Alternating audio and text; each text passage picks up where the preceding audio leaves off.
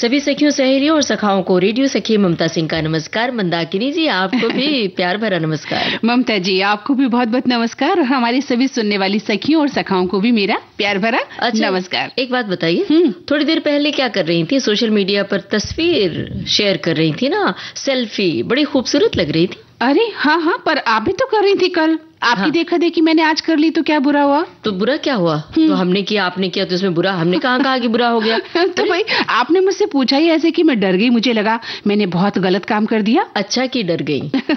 इसकी वजह है क्योंकि सोशल मीडिया पर जब हम तस्वीर पोस्ट करते हैं तो ये भूल जाते हैं कि उसके खतरे क्या है। हाँ, ये आप कह सकते हैं। हाँ, हमारी सारी सखियां ये बात जानती है, पर ध्यान नहीं जाता है कि हम जब तस्वीरें पोस्ट करते हैं तो उसके क्या क्या नुकसान उठाने पड़ते हैं।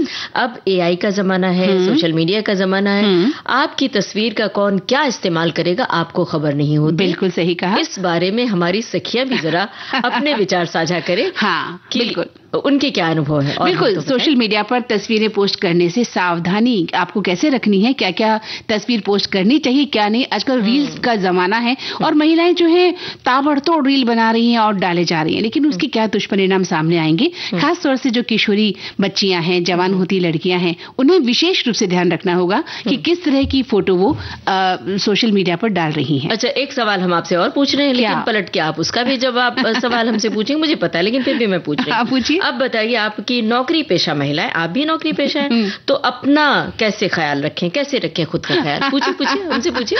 अब ये मैं आपसे पूछने वाली हूँ कि आप भी नौकरी पेशा है, तो आप अपना ख्याल कैसे रखती हैं? ठीक वैसे ही मैं भी रखती हूँ। हमें पता था कि आप जरूर पूछेंगे, इसीलिए हमने सवाल पूछा। अब आज देखते हैं कि हम सवालों का सिलसिला ही जारी रखेंगे पूरे कार्यक्रम में जी। और क्यों हम पूछ रहे हैं मंदाकिनी जी, दरअसल इन्हीं सवालों में तो जवाब छुपे होते हैं। बिल्कुल, क्योंकि महिलाएं, गृहिणियां या फिर जो नौकरी पेशा होती है अपना ख्याल नहीं रखते हैं। हाँ। और नौकरी पेशा महिलाएं दोहरी दोहरी जिम्मेदारियां निभाती हैं। बिल्कुल, ये तो जो भारतीय समाज है, हमारा पितृसत्तात्मक समाज जिसे हम कहते हैं, वहां पर महिला जो है दोहरी जिम्मेदारी से दो चार होती ही है, चाहे वो गृहिणी हो सिर्फ या फिर वो नौकरी पेशा भी हो साथ में, तो उसे घर का काम और बाहर का काम दोनों करने की हिदायत भी दी जाती है और उससे उम्मीद भी की जाती है। अच्छा, अब हम अगला सवाल आपसे नहीं पूछने वाले क्योंकि उसका सवाल मैं वापस आपसे नहीं करने वाली हूँ। बिल्कुल, वो उसमें दरअसल हम उस खेल में कच्चे हैं। हाँ, शतरंज का खेल है वो। जी, तो उसमें हमें जानकारी भी नहीं है, तो हम श्रोताओं पर छोड़ देते हैं कि वो हमें जानकारी देंगे, लेकिन थोड़ी जानकारी तो हम श्रोताओं तक पहुंचाएंगे। बिल्कुल, शतरंज खिलाड़ी वंतिका अग्रवाल पर बातचीत करेंगे। और वैसे शतरंज खेलना कहते हैं कि आना चाहिए, जिंदगी में भी शतरंज की खिलाड़ी होना बहुत जरूरी है, पर हम नहीं हो पाते क्योंकि ये जो कूटनीतिक चालें होती है ना, ये करना हर एक के बस का नहीं होता। सही बात है ना। तो महिलाएं इस फील्ड में बहुत आगे बढ़ रही हैं, तो वंतिका अग्रवाल के बारे में जानकारी देंगे। अब कुछ सवाल आप पूछेंगे या कुछ जानकारी देंगे? देखिए, मैं ये भी चाहती हूँ अपनी सखियों और सखाओं से कि अंगदान, हम अक्सर इस पर चर्चा करते हैं, एक महत्वपूर्ण मुद्दा है। जैसे नेत्रदान महादान है, ठीक वैसे ही अंगदान भी महादान माना गया है। लेकिन राष्ट्रीय अंगदान दिवस के अंतर्गत क्या आप इस बात पर चर्चा करते हैं कभी कि आप अंगदान देने की इच्छा रखते हैं? तो कैसे और क्यों, इस पर हम चर्चा करेंगे। हमारे साथी बता सकते हैं अपनी इच्छा, अगर वो अपनी जिंदगी में अंगदान करना चाहते हैं या उन्होंने इसके लिए कोई फॉर्म भरा है या आगे कोई इच्छा रखते हो। और हाँ, सबसे हमारा मजेदार सेगमेंट व्यंजन। बिल्कुल, तो उस पर हम श्रोताओं से पूछते हैं सवाल कि बारिश के पौष्टिक व्यंजन क्या हैं? हमारे श्रोता लिख भेजे, हम उनकी टिप्पणी आएगी उन तक पहुंचाएंगे। बिल्कुल बिल्कुल, और उसका स्वाद भी लेंगे कि बारिश के समय में कौन से पौष्टिक व्यंजन बनाए जा सकते हैं। और अब सुनवाते हैं ये गाना।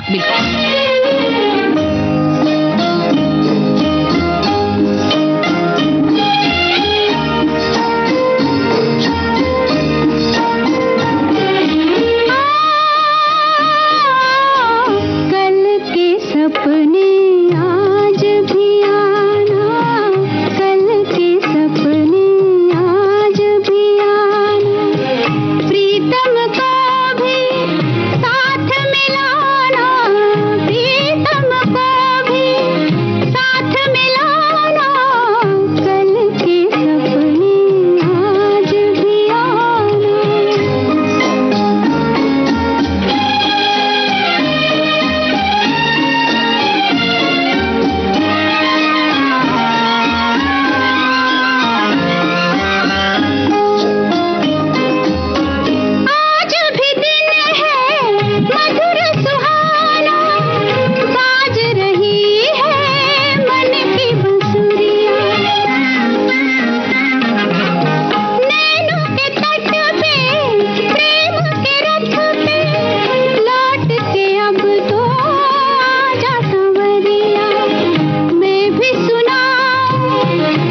का तराना मैं भी सुनाऊं, दिल का तराना कल के सपने आज भी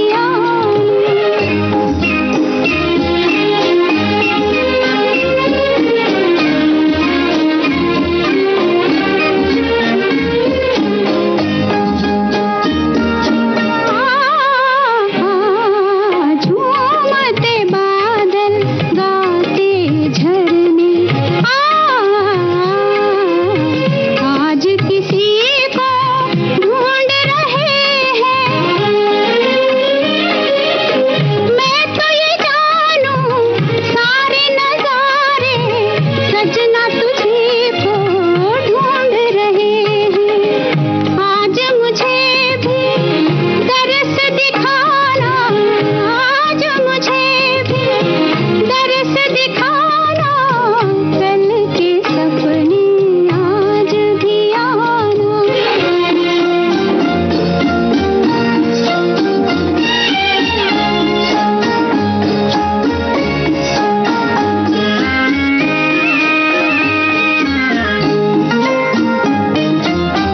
मेरी नगरिया मेरी रसिया डगर डगर में अखियां बिछाऊं,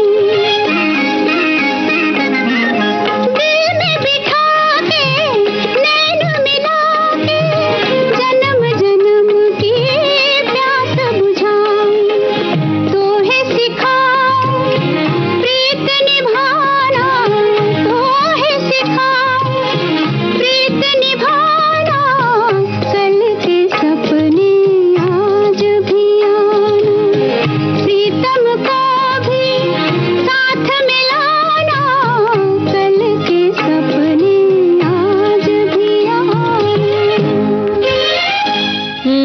सपने तो तब देखे जाएंगे बार बार जब अपना ख्याल रखा जाएगा। बिल्कुल वही मैं कहने वाली थी कि अगर नौकरी पेशा महिलाओं की खास तौर से बात की जाए तो वो कब अपने सपने लेती होंगी, कब उसके बारे में सोचती होंगी, कब पूरा कर पाती होंगी, बड़ा मुश्किल काम है।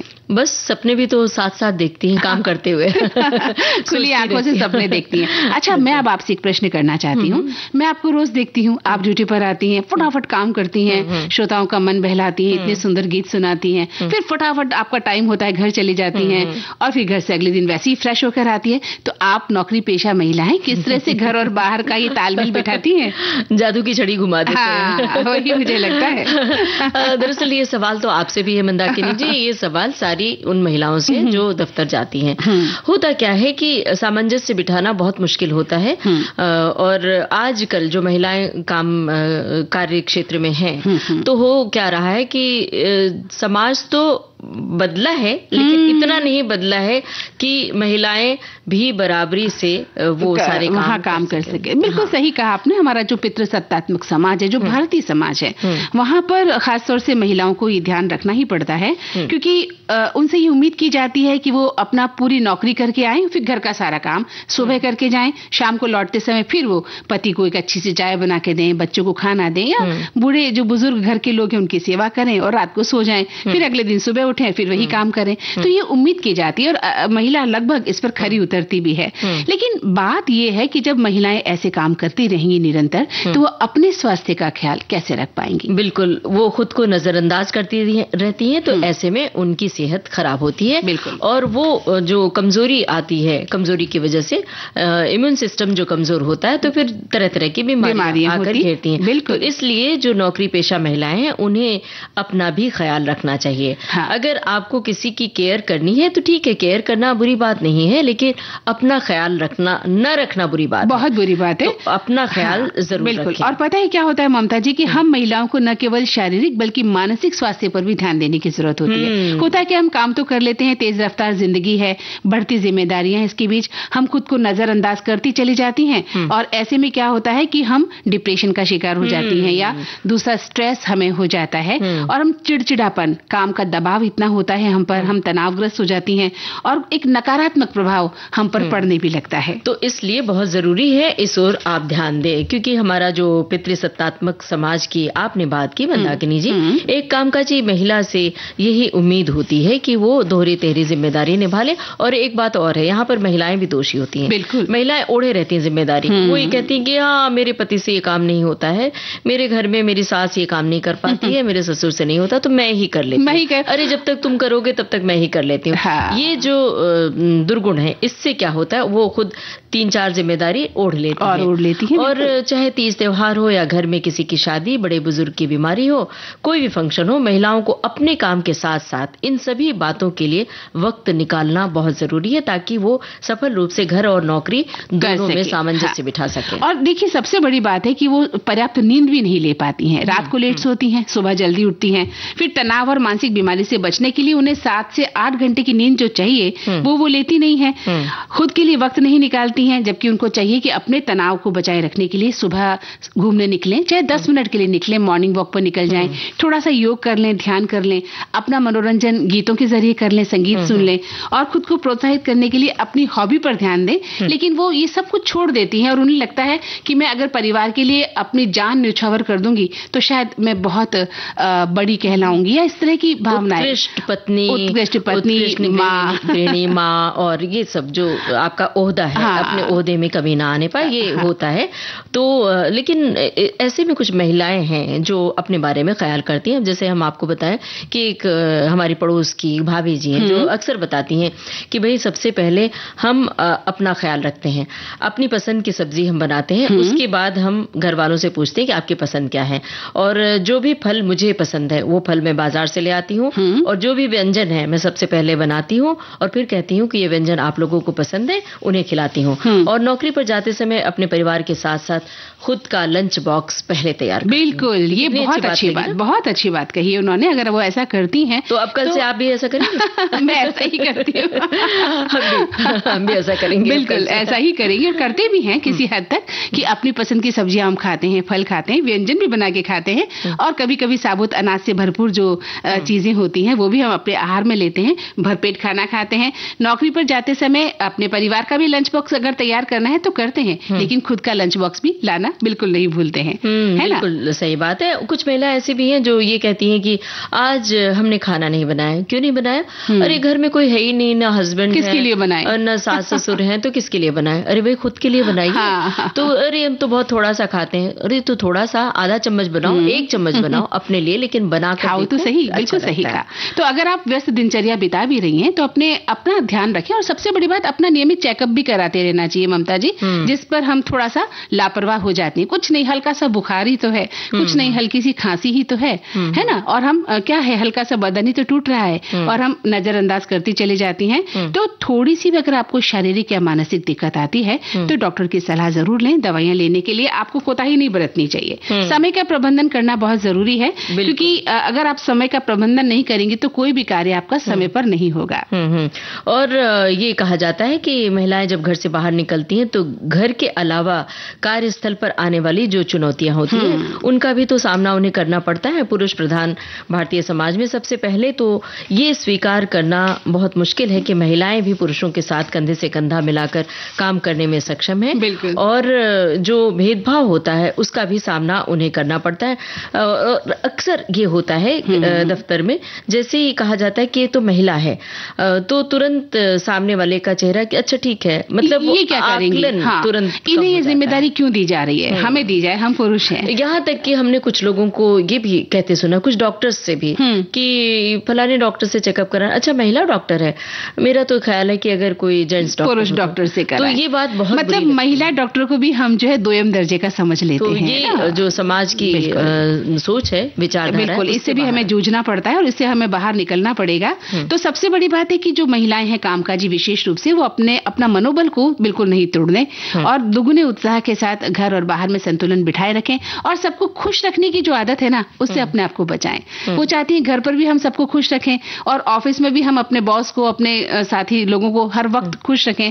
तो इस प्रयास में उनका इतनी ऊर्जा खत्म होती है ममता जी, कि वो अपना जीवन तो बिताना भूल जाती हैं, अपने शौक भूल जाती हैं, अपना व्यक्तित्व खत्म कर लेती हैं और दूसरों को खुश करने की चाहत में ना तो कोई खुश होता है और ना आप अपना कुछ भला कर पाती। बिल्कुल। और एक मुद्दा और है कि जैसे नौकरी पेशा महिलाएं जब होती हैं तो घर में बच्चे कई बार अपनी माँ से डिमांड करते हैं कि हमें तो आपके हाथ का ही खाना बनाना है, और वेल टू डू है, घर में सब व्यवस्था है कि कुक आ रही, खाना बना रही, तो भी गरमा गरम रोटियां वो नौकरी पेशा महिला ही बना रही है। तो इस सब से भी बाहर निकलना चाहिए। वो बड़ी खुश होती है महिलाएं कि वाह वाह मेरा बेटा मेरी तारीफ कर रहा है, मेरा पति बहुत तारीफ कर रहा है। तो ये जो तारीफ के कारण, झूठी तारीफ के चक्कर में आप अपने को हलाकान करते हैं, उससे बाहर निकलना चाहिए, क्योंकि बेहतरीन जिंदगी जीने के लिए आपका खुश होना भी बहुत जरूरी है। अब आप यात्रा के लिए भी निकले, साल में एक आध बार परिवार के साथ निकल सकती हैं, अपनी सहेलियों के साथ निकल सकती हैं, क्योंकि ये यात्रा आपको तरोताजा बनाती है। आप अच्छी किताबें पढ़ सकती हैं, अच्छा लेखन कर सकती हैं, जैसे कि आप लिखती हैं। नौकरी पेशा होते हुए भी आप अपना लेखन के लिए वक्त जरूर निकालती हैं। बिल्कुल। तो ऐसे अपने लिए वक्त निकालना बहुत जरूरी है। तो अपनी सखियों और रिश्तेदारों के साथ समय बिताइए। और प्रमुख बात यह है कि याद रखिए, जान है तो जहान है। अगर स्वास्थ्य का ध्यान रखना है तो आपको स्वस्थ आहार लेना है, पर्याप्त नींद लेनी है, तनाव का प्रबंधन करना है और हाइड्रेटेड रहना है हमेशा। और इस वक्त गाना भी सुनवाना बहुत जरूरी, ये भी तो एक खुराक है। सुन लेते हैं। ना पर्वत ना सागर निस दिन रहे ख्यालों में तुम, अब हो जाओ जागर, अब आन मिलो सजना, अब आन मिलो सजना, सजना मेरे तुम्हारे बीच में अब तो ना पर्वत ना सागर, निस दिन रहे ख्यालों में तुम, अब हो जाओ जागर, अब आन मिलो सजना, अब आन मिलो सजना, सजना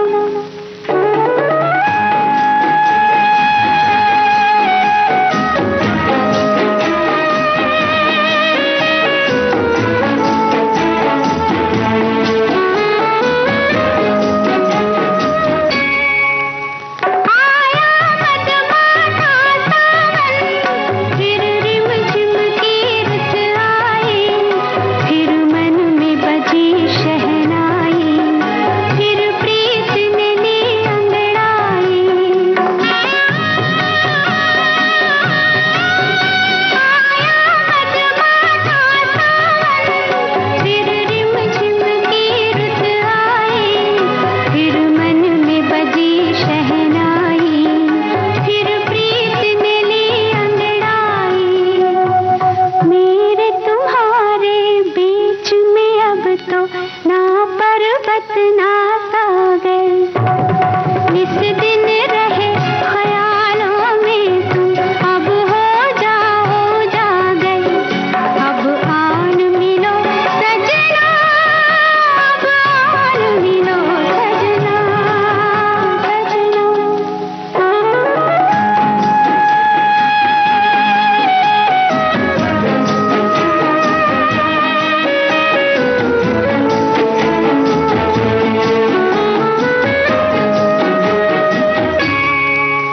सच धज के खड़ी मैं कब से, डोली लेकर आ जाओ, उस पार जहाँ मेरा घर है, उस पार मुझे ले जाओ।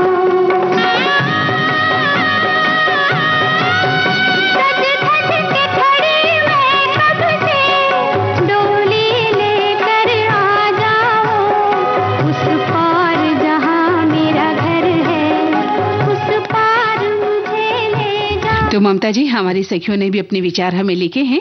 एक सखी लिखती है कि कल्पना कीजिए 6 या 8 घंटे दफ्तर के बाद, काम करने के बाद घर आकर खाने की तैयारी, कपड़ों की धुलाई, घर की सफाई और परिवार और बच्चों की देखरेख। एक नौकरी पेशा महिला के लिए अपनी देखरेख के लिए समय कब बचता होगा? इसके लिए घर में एक सिस्टम होना बहुत जरूरी है, जहां घर के प्रत्येक सदस्य को अपनी जिम्मेदारी समझनी होगी।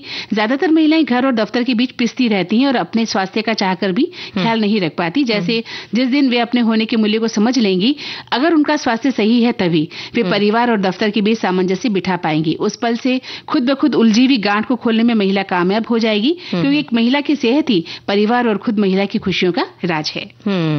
और एक श्रोता ने लिखा है कि कामकाजी महिलाएं संयुक्त परिवार में रहते हुए इन्हें अपने ऊपर विशेष ध्यान नहीं देना पड़ता था, क्योंकि और परिवार के सदस्य भी इनके खान पान का ख्याल रखते थे। पर आजकल तो एकल परिवार का जमाना है, घर से लेकर बाहर आपको ही देखना है। तो ऐसी स्थिति में कामकाजी महिलाओं को अपना ध्यान, अपने स्वास्थ्य का ध्यान खुद ही रखना होता है। कामकाजी महिलाओं के लिए स्वस्थ रहने के लिए नियमित व्यायाम, स्वस्थ आहार, पर्याप्त नींद और तनाव जरूरी है। और अपनी खान पान को लेकर जैसे फल है, सब्जियां हैं, प्रोटीन, दाल, अंडे, मछली, ये सब जो साबुत अनाज है, ये सब ख्याल रखें। लेकिन ये बात तो इन्होंने लिखी है, लेकिन जो हमारे बहुत सारे पुरुष श्रोताओं ने भी इस तरह की बात लिखी है। तो जो महिलाओं की देखभाल की बात आती है तो उसमें पुरुषों की अहम भूमिका होती है। बिल्कुल। अगर वो इस बात पे ध्यान रखें कि महिलाएं भी बराबरी से आराम करें, बराबरी से काम करें, तो घर में सामंजस्य बना रहे, उनके ऊपर जो बोझ है, काम का बोझ है, वो महिलाओं पर नहीं आएगा।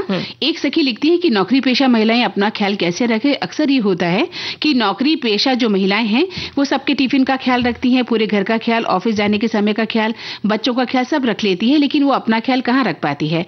मैं आपको कुछ पॉइंट्स बता रही हूँ, आप उसका ध्यान रखें तो आप अपना ख्याल किसी हद तक रख सकते हैं। पहले तो अपने भोजन में ना पौष्टिक तत्व शामिल करें। ये नहीं कि भाई आज मेरे लिए नाश्ता बनाने का समय नहीं है, छोड़ो, मैं टिफिन में कुछ नहीं लेकर जाती, बाहर से कुछ खा लूंगी, ये नहीं होना चाहिए। आप अपना टिफिन तैयार कीजिए और अपने टिफिन को वक्त दीजिए। आप नौकरी पेशा हैं तो आप खुद के पास, आपके पास समय नहीं होता, आप ऑफिस पर भी ध्यान देती हैं, अपनी पूरी ऊर्जा आप ऑफिस को देती हैं, तो इसलिए आपको अपने खाने का पूरा ध्यान रखना होगा ताकि आपको एनर्जी मिलती रहे। बिल्कुल, इनका शुक्रिया अदा करना होगा और हमको ध्यान रखना होगा कि हम सुनवाएं एक गाना। और हमें लगता है गाना सुनवाने से पहले हम आज एक विषय पर बात कर लेते हैं, जिसकी चर्चा हमने की थी। राष्ट्रीय अंगदान दिवस है। बिल्कुल, हाँ। और बहुत ही जरूरी मुद्दा है अंगदान, यानी किसी व्यक्ति की मृत्यु के बाद उसके अंगों को किसी दूसरे व्यक्ति में प्रत्यारोपित कर देना, ये अंगदान कहलाता है। और इससे किसी को पूरी जिंदगी मिल जाती है आपके अंगदान से, जिन्हें उनकी जरूरत हो। आपको ये तय करना होता है कि आप कौन से अंगदान करना चाहते हैं। कुछ अंग आप जीवित रहते हुए भी दान कर सकते हैं, जैसे कि किडनी या लिवर का एक हिस्सा, और कुछ जैसे आंखें हैं मृत्यु के बाद। बिल्कुल। और ये जो दिन है आज का, वो अंगदान के महत्व के बारे में ही जागरूक करने का दिन है कि एक महान काम है, इसे करना चाहिए। अंगदान का महत्व बहुत माना गया है ममता जी, कि अंगदान से उन लोगों को नया जीवन मिलता है, जैसा अभी आपने कहा, जो किसी गंभीर बीमारी के कारण अपने अंगों को खो चुके हैं या उनके अंग खराब हो गए हैं। और ये दो तरीके से है, आप जीवित रूप में कर सकते हैं और मृत्यु के पश्चात भी कर सकते हैं। जीवित में जैसा कि अभी आपने बताया, किडनी का एक हिस्सा है, लीवर का एक हिस्सा दिया जा सकता है। वहीं मृत्यु के बाद जो दान होता है उसमें आपकी मृत्यु हो जाती है और ऐसे में चिकित्सकीय रूप से जब ब्रेन डेड घोषित कर दिया जाता है तो आप अपनी किडनी है, यकृत है, जैसे हम हृदय है, आपका हार्ट है, फेफड़े हैं, अग्न्याशय है, आते हैं, आपकी आंखें हैं, आपकी त्वचा है, ये दान की जा सकती है। मंदाकिनी जी, कहा जाता है कि नेत्रदान महादान होता है, तो इसी तरह अंगदान भी एक महान कार्य है। ये न केवल जरूरतमंदों को जीवन का दूसरा मौका देता है, बल्कि ये हमारे समाज में दया और करुणा की भावना को भी बढ़ाता है। और राष्ट्रीय अंग और ऊतक प्रत्यारोपण के माध्यम से अंगदान को बढ़ावा देने के लिए बहुत सारे ऐसी संस्थाएं हैं जिसको अभियान के रूप में चलाती हैं, आगे बढ़ाती हैं, और सरकारी संस्थाएं भी इस ओर बहुत अग्रसर हैं। बिल्कुल। और हमारे मन में एक प्रश्न आएगा कि भी अंगदान कर कौन सकता है। तो अंगदान की कोई निश्चित उम्र सीमा नहीं होती है, किसी भी उम्र में व्यक्ति अंगदान कर सकता है, चाहे वो बच्चा हो या फिर वो बुजुर्ग भी हो सकता है। अंगदान का जो निर्णय व्यक्ति के स्वास्थ्य और अंग की स्थिति पर निर्भर करता है, यानी डॉक्टर ये तय करते हैं कि कौन सा अंग दान किया जा सकता है। बिल्कुल। और अगर आप 18 साल से कम उम्र के हैं तो फिर आपके माता पिता या कानूनी अभिभावक की सहमति जरूरी होती है। आप अंगदान करने की इच्छा रखते हो तो आप एक डोनर कार्ड पर उस पर एक प्रतिज्ञा कर सकते हैं कि ये कार्ड आपके द्वारा लिखित है और उसका उपयोग आगे किया जा सकता है। बिल्कुल, और ये आप वेबसाइट पर आपको ये कार्ड मिल जाएगा। उसके लिए आप अपने परिवार को अपनी इस इच्छा के बारे में आपको बताना होगा, ताकि किसी व्यक्ति की मृत्यु के बाद अंगदान की अनुमति परिवार की सहमति से ही होती है। तो अंगों को निकालने के बाद शरीर में ये भी ध्यान रखें कोई विरूपता नहीं आती है। दुनिया भर की भ्रांतियां हमने पाल रखी हैं, जैसे कि नेत्रदान के लिए लोग कहते हैं कि अरे फिर उसके बाद क्या होता होगा, चेहरा विकृत लगता होगा। ऐसा कुछ भी नहीं होता है, वो विरूपता नहीं आती और ये अंगदान पूरी तरह से मुफ्त भी होता है। बिल्कुल, तो इस पर गौर करना चाहिए। और अब हम एक गाना सुनवाते हैं। बिल्कुल।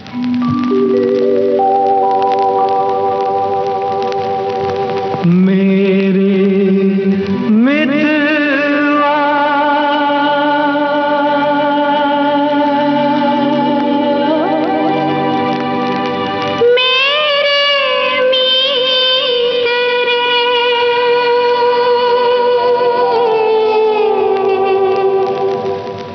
आजा तुझको पुकारे मेरे गीत रे, मेरे गीत रे। ओ मेरे मितवा, मेरे मीत रे,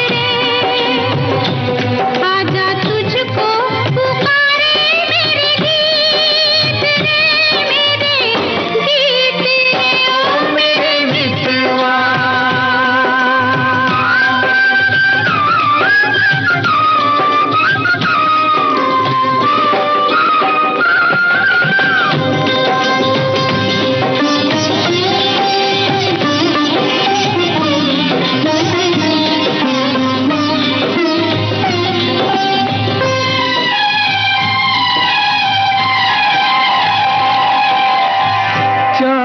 चकोरी की प्रेम कहानी, प्रेम कहानी। चांद चकोरी की प्रेम कहानी, प्रेम जगत में है सबसे पुरानी, सबसे पुरानी।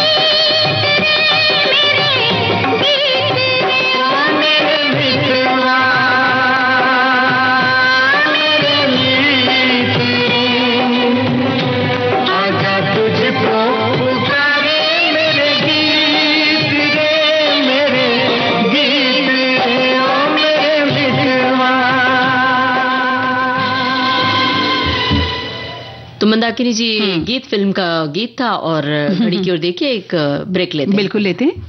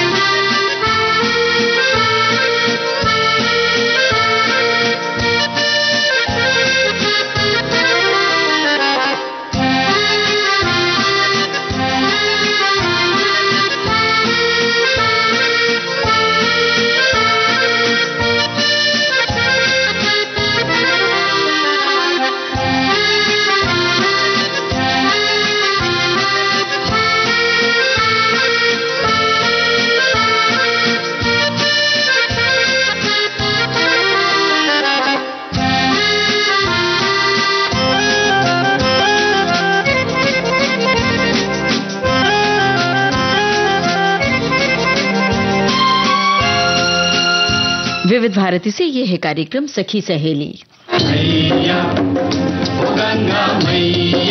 एक शहर की याद, जहाँ से आप अवतरित हुए इस धरती पर, पहला मील का पत्थर तो वो है। उनके जीवन के कुछ अनकहे किस्से। 15-20 साल पहले पिताजी को एक दिन बताया कि पापा वो जो पूजा की अलमारी पे अखबार के नीचे जो आप लोग चेंज रखते थे, वहाँ से मैं कभी कभी पैसे चुराता आलू की टिक्कियाँ खाने के लिए। उन्होंने वो किया जो उनके मन ने कहा। तब मैं पिताजी के पास गया तो उनको बताया कि मुझे बम्बई जाना है, फिल्में बनाना चाहता हूँ। ऋषि कपूर साहब को राजी करने में वक्त नहीं लगा, उनको बहुत पसंद आई कहानी। अनुभव से समृद्ध लेखक और निर्देशक अनुभव सिन्हा। छोटी छोटी रातें लंबी हो जाती है। आ रहे हैं विविध भारती पर। आज के मेहमान 6 अगस्त शाम 4 बजे सिर्फ विविध भारती पर।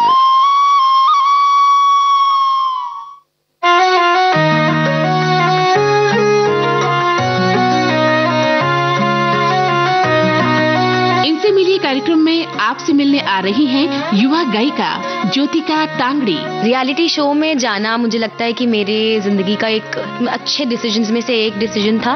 हर हफ्ते आपको लोग देखते हैं, इंतजार करते हैं कि आप कब टीवी पर आएंगे और गाएंगे। तो ऐसा कुछ हो गया था जब मैं 2016 में सारेगामापा में आती थी। तो जरूर सुनिए इनसे मिलिए कार्यक्रम गुरुवार 7 अगस्त को शाम 7:45 पर सिर्फ विविध भारती पर।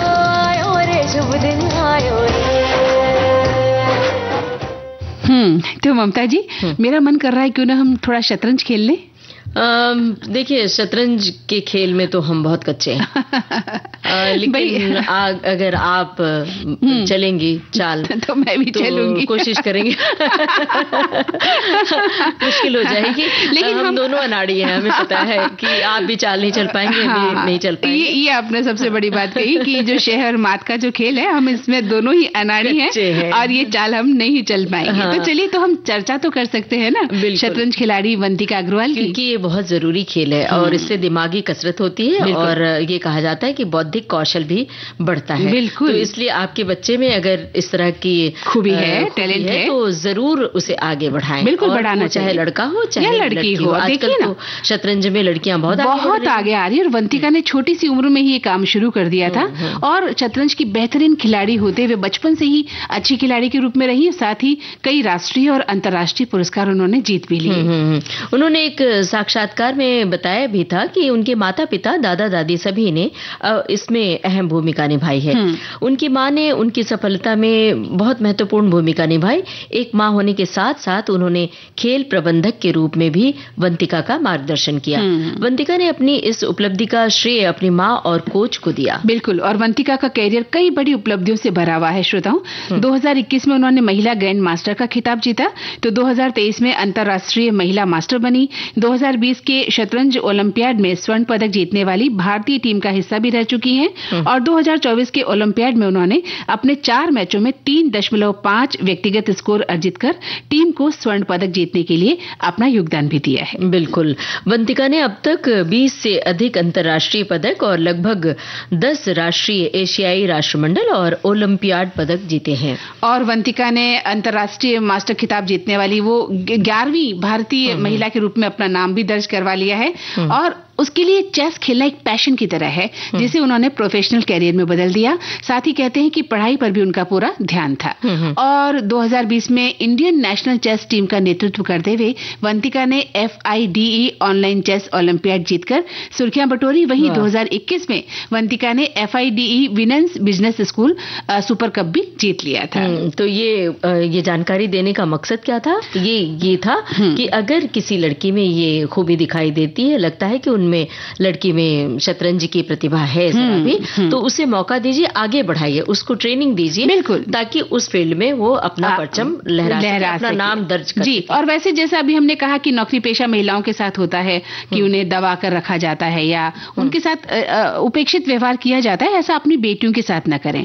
वंतिका के बारे में हम पढ़ रहे थे ममता जी, उनकी माँ ने उन्हें कहा कि आप बैडमिंटन भी खेलिए, आप क्रिकेट भी खेलिए, दूसरे खेल भी उनको खिलाती थी और वो अपने भाई के साथ दूसरे दूसरे खेल भी खेलती थी, लेकिन उनकी रुचि जब ज्यादातर उन्हें चेस में दिखाई दी तो इस क्षेत्र में उनकी माँ ने उन्हें आगे बढ़ाया। तो अब खेल की दुनिया में महिलाएं अपना परचम लहरा रही हैं, तो बिल्कुल ये ना सोचे, जहां पर ये तो बौद्धिक कौशल की बात है, जहां पर शारीरिक क्षमता की बात आती है वहां भी लड़कियों को आगे बढ़ाएं, बल्कि उनके लिए आप ज्यादा कोशिश करें, उनके न्यूट्रिशन का ख्याल रखें, उनके खान पान का ख्याल रखें शुरू से ही, तो निश्चित रूप से हर क्षेत्र में महिलाएं, बच्चियां आगे बढ़ेंगी। बिल्कुल। और अब एक गाना सुनते हैं, फिर और बातें करते हैं।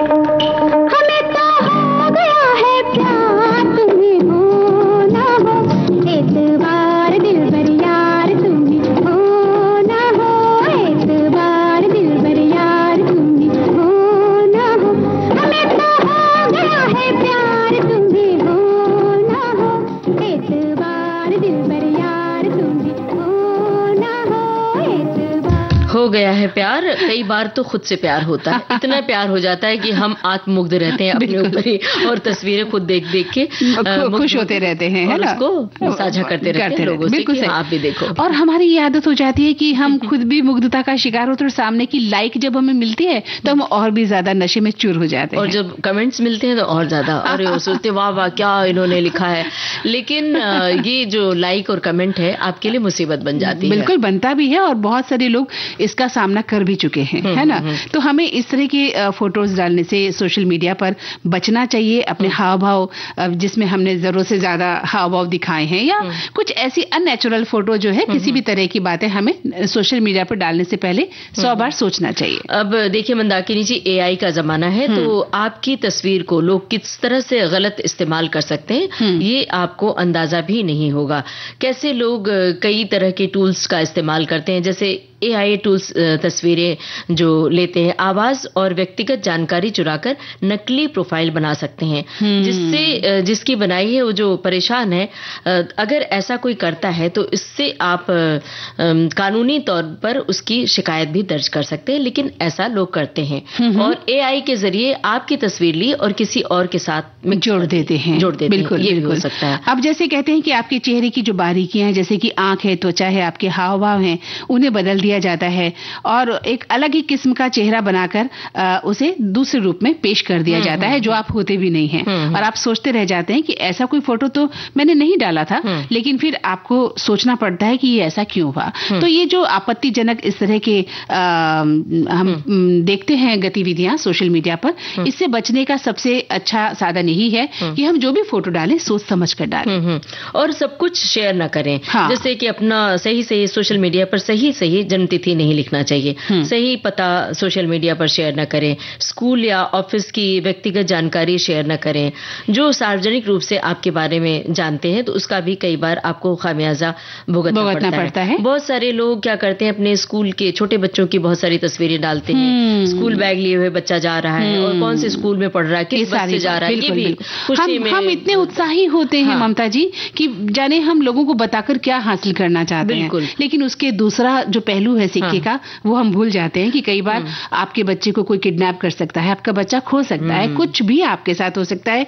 किसकी नजर आपके बच्चे पर है, क्या आप सोच पा रहे हैं? नहीं ना। और मुंबई जैसे महानगर में तो ये बहुत कुछ होता है। आप जब सिग्नल पर जाते हैं, ट्रैफिक सिग्नल पर खड़े होते हैं, तो देखिए तमाम छोटे बच्चे जो हाथ में कटोरा लेकर भीख मांगते हुए नजर आते हैं। क्या आपको लगता है कि वो सचमुच के भिखारी है? इस मुद्दे पर तो एक लंबी बातचीत हम कभी करेंगे, लेकिन बहुत सारे बच्चे उसमें ऐसे हैं जिनको किडनैप करके मजबूरी मतलब उनको मजबूर कर दिया जाता है। तो ये सब होता है, तो इसका बहुत ख्याल रखना है। आपको एक बात बताऊं कि हमारी एक दोस्त है जिनकी बड़ी खूबसूरत है वो, और जब ये सोशल मीडिया इतना हावी नहीं हुआ था तब शुरुआत की बात है, तो खूबसूरती में अपनी खूबसूरत तस्वीरें साझा करती थी और खूब सारे लाइक कमेंट 1000 1200 1500 खूब खुश होती थी, देखा मेरे तो इतने लाइक कमेंट हुए। और कभी समंदर के किनारे तो कभी नदी के किनारे, कभी पहाड़ों पर तरह तरह की पोज डाला करती थी। उनके ओठ बड़े खूबसूरत, तो उनकी ओठ को लेकर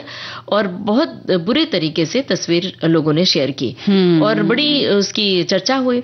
उनको बहुत बुरा लगा, हालांकि उन्होंने शिकायत की, कानूनी शिकायत भी की, बाद में जिसने की थी उस पर कार्रवाई भी की गई, लेकिन अनावश्यक रूप से आप चर्चित हो। चर्चित क्या कुचर्चित हो, कुचर्चित हो। और सबसे बड़ी बात कि आप ऐसे उत्पीड़न का शिकार हो जाती हैं, ऑनलाइन उत्पीड़न का शिकार कहते हैं इसे, जिससे फिर बचना बड़ा मुश्किल होता है। फिर आप कानूनी सहायता लेती हैं और दुनिया भर के हालात उत्पन्न हो जाते हैं, पैदा हो जाते हैं। तो सबसे बड़ी बात यह है कि हम खूबसूरत हैं तो कुदरत को शुक्रिया अदा करें कि हम खूबसूरत हैं। हाँ, कभी कभार हमने कोई अच्छा से एक फोटो सेंड कर दिया और हमें 4 लोगों की लाइक मिल गई, हम खुश हो गए, वो एक अच्छी बात है।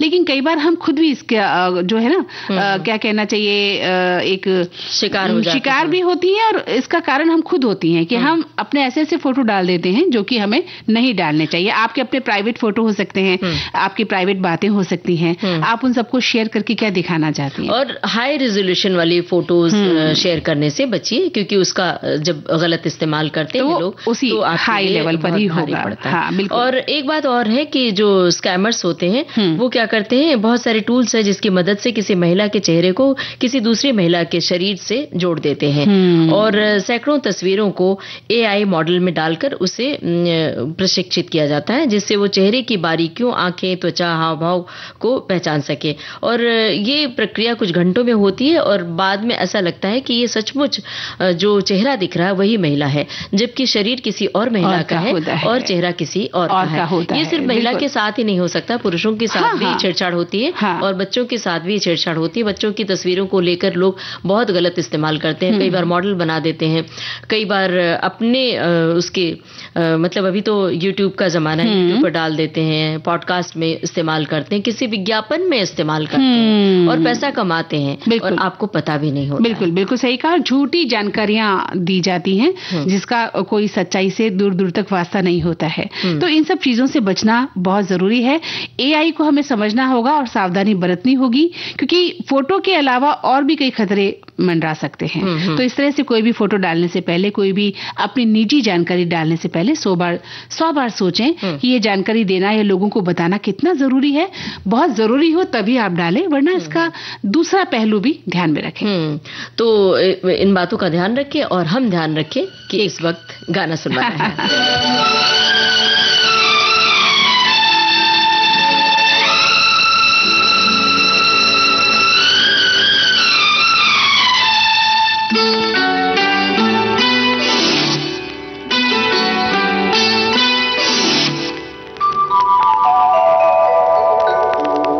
छेड़ मेरे हमराही गीत कोई ऐसा,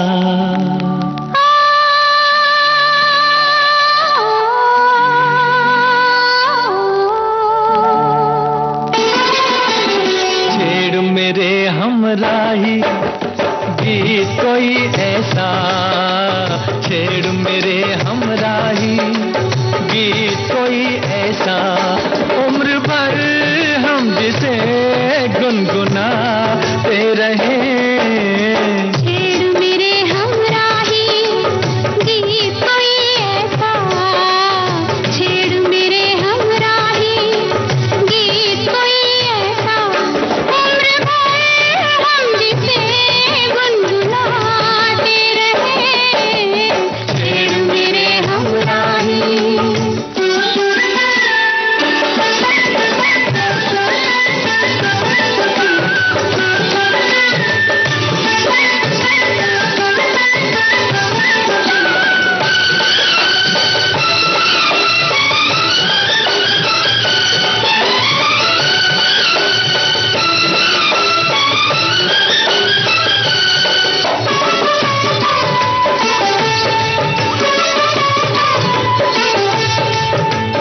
मिलके ना बिछड़े ये दिल ये पल ये आंखें, ये दिल ये पल ये आंखें, आके ना जाए ये रुत ये दिन ये रातें, ये रुत ये दिन ये रातें, मौसम बागों में आते जाते रहे।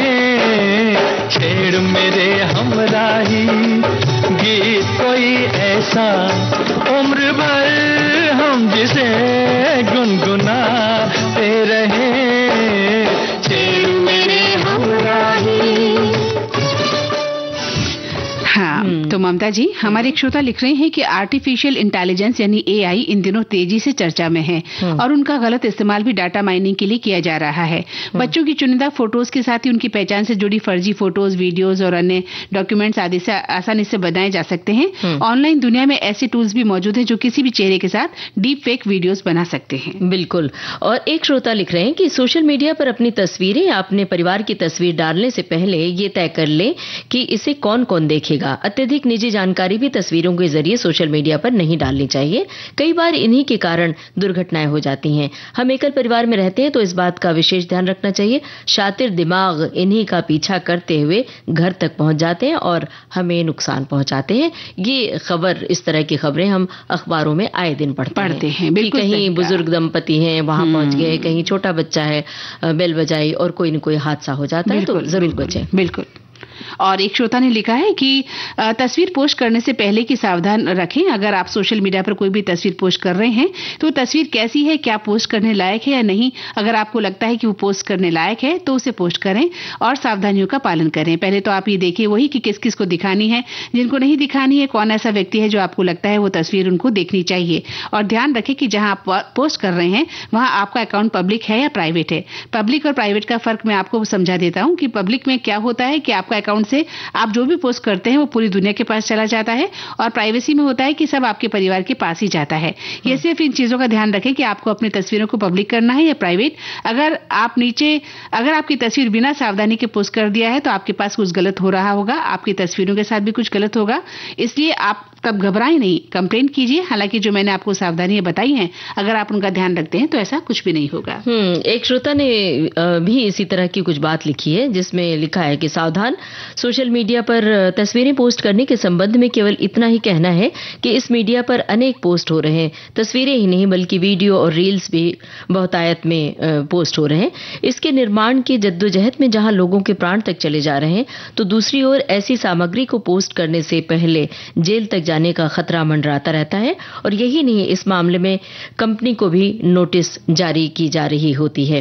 आपको बताएं मंदाकिनी जी, कई बार कुछ लोग ऐसी बेवकूफी भी करते हैं कि बड़े प्यार में, स्नेह में, और ये कहे कि आपसे कुछ प्यार है, मतलब आप बोल रही हैं तो आपकी आवाज से किसी को प्यार हो गया, तो आपकी प्रोफाइल से आपकी तस्वीर उठाकर अपनी प्रोफाइल पे डाल दी। तो आप जब देखेंगी तो आपको क्या लगेगा? गुस्सा आएगा, बुरा लगेगा, तो आप शिकायत करेंगी। तो वो भी गलत है। लोगों को क्या लगता है कि अरे हमने तो मंदाकिनी जी की या तारीफ की थी, और लिख दिया कि देखो भाई हमने उनकी तस्वीर पाली, लेकिन वो भी गलत है, अपराध है ना, अपराध की श्रेणी में ही आता है। किसी भी महिला की तस्वीर उसकी अनुमति के बगैर कहीं भी आप पोस्ट करें तो ये कानूनी तौर पर अपराध होता है। बिल्कुल, कहीं भी आप फंस सकते हैं। बिल्कुल बिल्कुल, लोग स्क्रीनशॉट लेकर उसका और कई बार आपको दूसरी जगह पोस्ट कर देते हैं, उनके नाम पर कुछ पंक्तियां लिख देते हैं, आपकी फोटो, आपके आंख नाक कान पर कुछ कविताएं देकर भी जो है ना, इस तरह के भी लोग हैं दुनिया में जो कविता में बना के उस फोटो को पेश कर देते हैं, जबकि आपका इरादा ऐसा कुछ भी नहीं होता है उस फोटो को डालते समय। अच्छा, तस्वीरों की बातें ही करते रहेंगे, कुछ खाने पीने की भी बात होगी। खाने की बात करना चाहती हैं आप? बिल्कुल, बारिश का मौसम है तो इसमें गर्मा गर्म व्यंजन अगर मिल जाए तो फिर क्या चटपटा स्वाद आता है, बताइए। तो चलिए, हमारे एक श्रोता ने हमें बताया है कि स्वादिष्ट और पौष्टिक भुट्टे कैसे बनाए जा सकते हैं। हलवा, जिसे हम सोहन हलवा कहते हैं। 1 कटोरी भुट्टे के दाने लीजिए, 100 ग्राम मावा, 100 ग्राम नारियल का लच्छा, 100 ग्राम देसी घी, 25 ग्राम बादाम की गिरी, इलायची, चुटकी खाने का रंग 1 चुटकी, 150 ग्राम शक्कर लीजिए, सजावट के लिए काजू लीजिए, नारियल के टुकड़े और बादाम। तो सबसे पहले भुट्टे यानी मक्की जिसे हम कहते हैं कि ताजा दानों को निकालकर मिक्सी में दरदरा पीस लें। कढ़ाई में घी गर्म करके पीसे दानों को धीमी आंच पर करारा भून लें। भुट्टे के मिश्रण की तेज सुगंध आने पर उसमें खोया मिला लें और 5 मिनट तक भूनें। अब शक्कर का बूरा मिलाकर 2 कटोरी पानी डालकर 10 से 15 मिनट धीमी आंच पर पकने दें। पानी सूख जाए तो उसमें मीठा रंग और कटा मेवा मिलाकर गाढ़ा करें। अब इलायची, बुरका, बादाम की गिरी, काजू का नारियल और उसे सजाएं और पेश करें। आपका गर्मा गर्म हलवा पेश है। क्या बात है भाई, ये तो बहुत ही स्वादिष्ट होगा, ये आजमा के देखना है। और एक श्रोता ने मूंग दाल के भजिए, बेसन के भजिए की रेसिपी लिख भेजी है और सूप बनाने का तरीका भी बताया है। सूप एक पौष्टिक और हल्का व्यंजन है जो बारिश के मौसम में बहुत अच्छा लगता है। आप टमाटर का सूप, सब्जियों का सूप या चिकन सूप बना सकते हैं। और चाय के लिए लिखा भाई, गर्मा गर्म चाय बारिश के मौसम का एक अभिन्न अंग है। आप मसाला चाय, अदरक वाली चाय, ग्रीन टी पी सकते हैं। तो भाई चाय बनाने के लिए रेसिपी बताने की जरूरत तो मुझे नहीं लगता कि है। लोग अलग अलग तरीके से चाय बनाते हैं। लेकिन एक जो चाय बनाई जाती है जिसमें पुदीने की पत्ती इस्तेमाल की जाती है, अच्छा, वो बड़ी अलग किस्म की होती है। हमारे श्रोता से हम ये कहना चाह रहे हैं, अगर किसी को जानकारी हो तो जरूर लिख भेजें, हम कभी उनकी टिप्पणी पहुंचाएंगे और हम सीखेंगे भी। हाँ, लेकिन इस वक्त तो आप बताइए ना, हम अभी इस प्रोग्राम के बाद वो पुदीने की चाय पी लेंगे ना। ओहो, मतलब मुझे बतानी पड़ेगी। और क्या, तो फिर बताइए। हमने तो कहीं किसी के घर पे पी थी, लेकिन फिलहाल मैं बता देती हूँ। जो जिन्होंने बनाई थी उसमें उन्होंने अदरक, तुलसी की पत्ती और काली मिर्च और चाय में जो काढ़े में जो चीजें पड़ती हैं वो सारी चीजें डाली और बॉईल की, और उसमें चाय पत्ती बहुत जरा सी डाली, और जब तैयार हो गई तो उसमें पुदीने की पत्ती धोकर उसमें कतर दिया। तो और कुछ पत्तियां ऐसे डंठल के रूप में सजावट के तौर पे डाल दिए। जैसे आप कोई जूस नींबू का पीते हैं तो उसमें सजा हो रहता है, तो देखने में बड़ा खूबसूरत लगा। और नींबू ऊपर से निचोड़ दिया है। तो वो चाय तो बहुत अच्छी थी। और इसमें चाय बनाने के अलग अलग तरीके होते हैं, बता दें। बिल्कुल।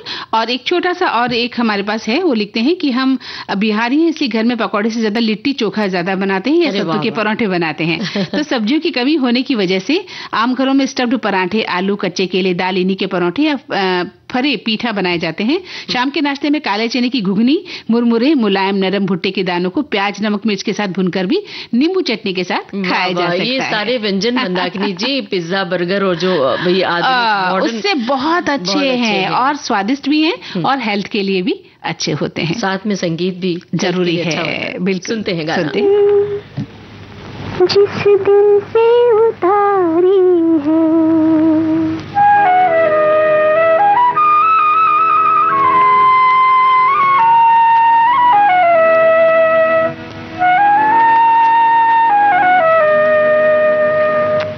तस्वीर तेरे दिल में, जिस दिल से उतारी है,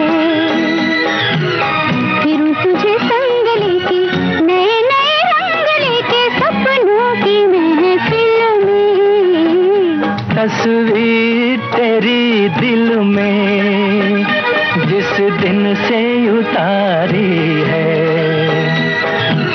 फिर तुझे संग लेके नए नए रंग लेके सपनों की महफिल में। तस्वीर तेरी दिल में।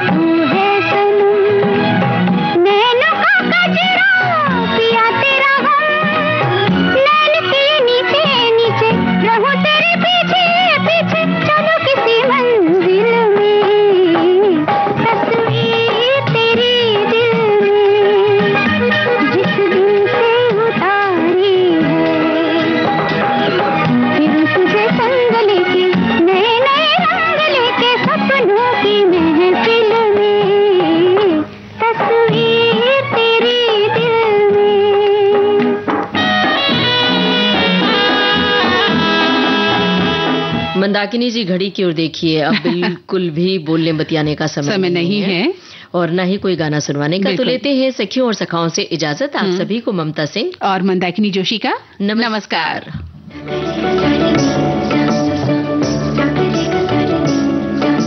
सखी सहेली कार्यक्रम की प्रोड्यूसर अनुश्री पाठक। सखी सहेली।